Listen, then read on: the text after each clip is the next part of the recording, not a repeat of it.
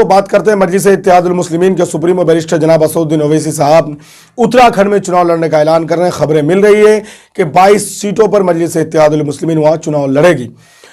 वहां संगठन की बात करें तो 2 साल से संगठन का काम हो रहा, लगातार वहां के प्रदेश अध्यक्ष जो है और वहां के जो जिम्मेदारान है, सचिव है, सारे लोग जो है पार्टी को मजबूत करने में लगे हुए हैं और लगातार वहां पार्टी को मजबूत किया जा रहा है। खबर यह आ रही है कि 12 जिला ऐसा है जहां मुस्लिम आबादी है, जहां मजलिस इत्तेहादुल मुस्लिमीन अपने 22 उम्मीदवार को चुनाव के मैदान में उतार सकती है।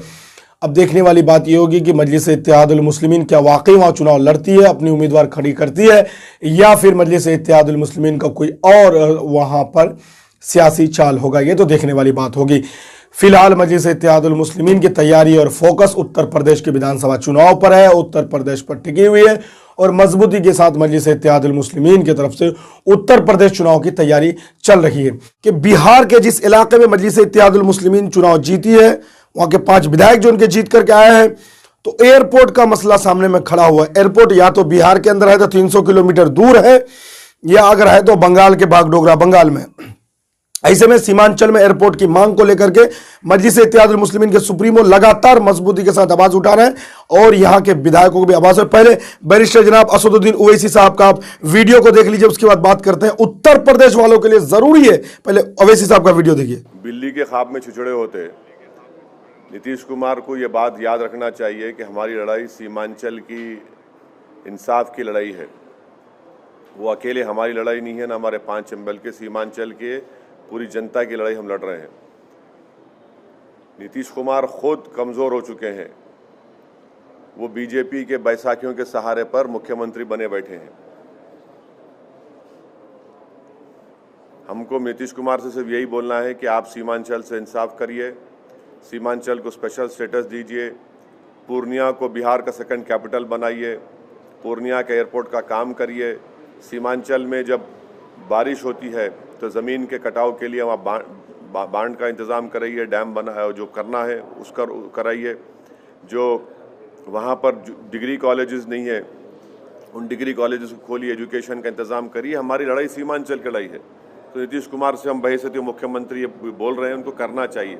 और अगर नीतीश कुमार सीमांचल से इंसाफ नहीं करेंगे तो हम सीमांचल की जनता में हम जाकर खड़े हो जाएंगे और सीमांचल की जनता को लेकर हम प्रोटेस्ट करेंगे।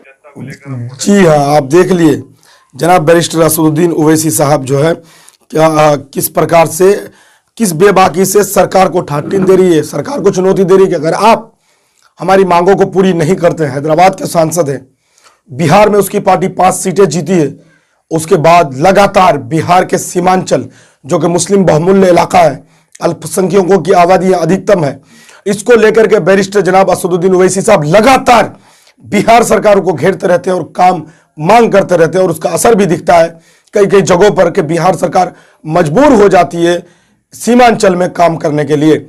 जिस तरीके से असदुद्दीन ओवैसी साहब मांग कर रहे थे, उत्तर प्रदेश वालों बड़ा मसला है इस बार आप लोगों के सामने में।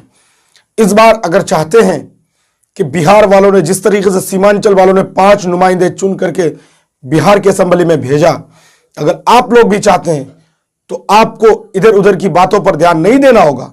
आप चाहते हैं कि बैरिस्टर जनाब असदुद्दीन ओवैसी साहब की नुमाइंदगी में उत्तर प्रदेश में आप लोगों का काम हो, आप लोगों का विकास हो, आप लोगों के तरक्याती काम हो, आप लोगों के सहूलियाती काम हो और आप लोगों का जो है हॉस्पिटल्स हो, एयरपोर्ट हो, सारी चीजें आप लोगों को मुहैया कराया जाए आसानी से। तो आपको चाहिए कि मजलिस के नुमाइंदों को आपको कामयाब करना होगा, तभी बैरिस्टर जनाब असदुद्दीन ओवैसी साहब हुकूमत की आंखों में आंखें डाल करके आपकी नुमाइंदगी कर सकेंगे, जिस तरीके से बिहार में कर रहे हैं। इसके लिए शर्त है कि उत्तर प्रदेश में मजलिस इत्तेहादुल मुस्लिमीन को 2022 के विधानसभा चुनाव में बड़ी कामयाबी दिलाना होगा उत्तर प्रदेश के लोगों को। तब जाकर के मजलिस इत्तेहादुल मुस्लिमीन आपको दिखाएगी वहां कि हम सिर्फ बात करने नहीं आते बल्कि काम करने आते हैं। दोस्तों, यही बातें हम आपको कहने के लिए आए थे, नए अपडेट और नए खबर के साथ, उत्तर प्रदेश की सियासत से जुड़ी हुई बातें लेकर के मजलिस इत्तेहादुल मुस्लिमीन की हर खबर के साथ मैं दोबारा आपसे मुलाकात करूंगा। जब तक आप देखते रहिए खबरें।